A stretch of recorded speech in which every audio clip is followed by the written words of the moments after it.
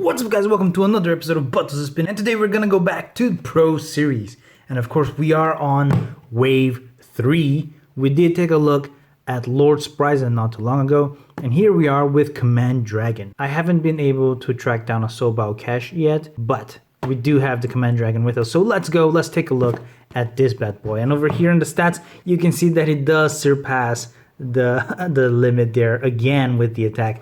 So like I said, Pro Series always does that. I'm not sure that actually means anything. Here's my cat. So let's open this up and check this bad boy out.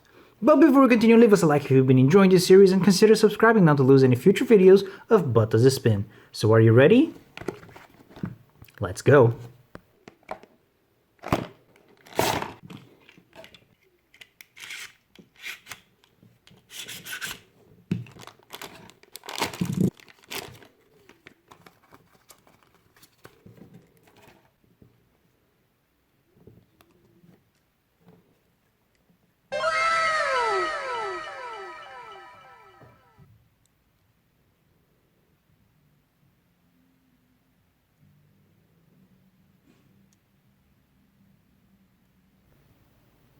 And here we are with everything out of the box, and Command Dragon is a very interesting GT Beyblade. It is the evolution of Ace Dragon, of course. The chip itself is Dragon 2, so it does have more prominent teeth, which is always nice.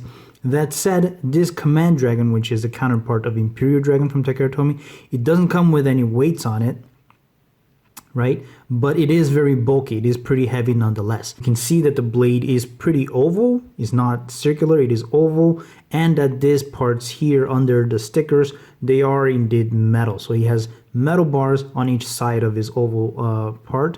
Not only that, but if you take a look from the side, you can see that there are 3 layers to this blade, which is fantastic. The more interesting part is this golden middle layer. On Imperial, it used to click twice for it to awaken. It awakened twice. That said, mine here, this Command Dragon, came already half awakened because it already came clicked once. You can see there that it did already go back once. And I'm not sure if that was meant to be like that or what, but you can see that the bound attack here has been liberated, which is the first awakening.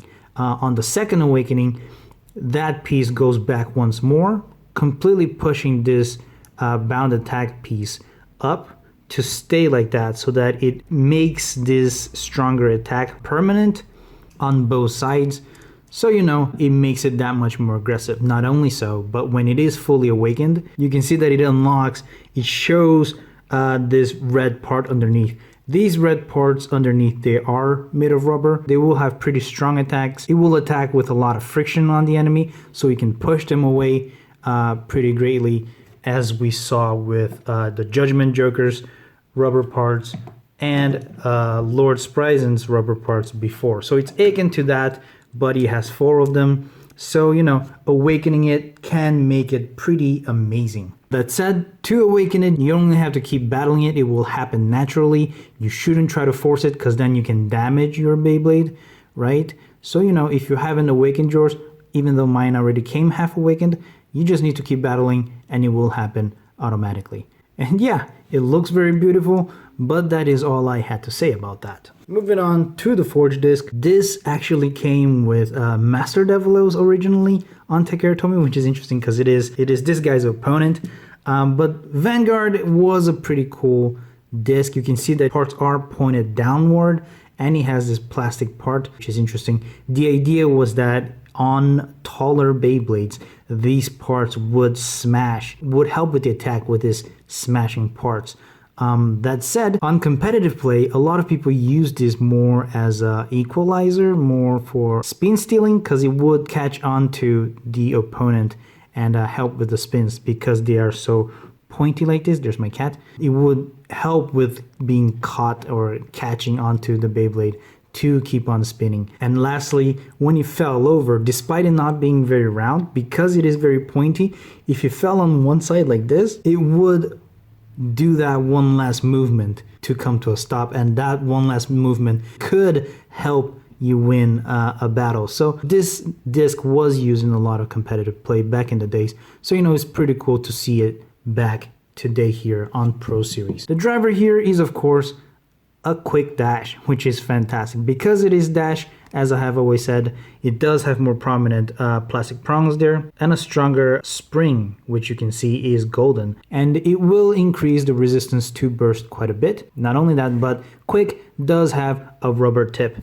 If you see more closely, if I focus it a little better, it does have like a little hole in the middle, so its surface is not completely on the arena just like Extreme. So its performance will be, it's not as aggressive Extreme, but still pretty aggressive because of the rubber tip. It's pretty great. I do like this quite a bit. For people who think Extreme is too hard to control, this could be the alternative that they're seeking for. And yeah, these are the parts. Let's assemble them, test it out, and of course battle it against our other Pro Series Beyblades.